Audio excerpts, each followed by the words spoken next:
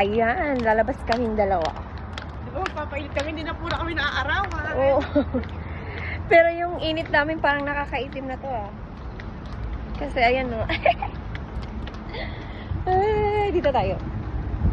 Short na. May pa-shortcut si Madam. So ito lang naman yung gagawin namin for today's video. Maghahanap na po kami ng buhangin. O ba? Dahil sa halaman ko.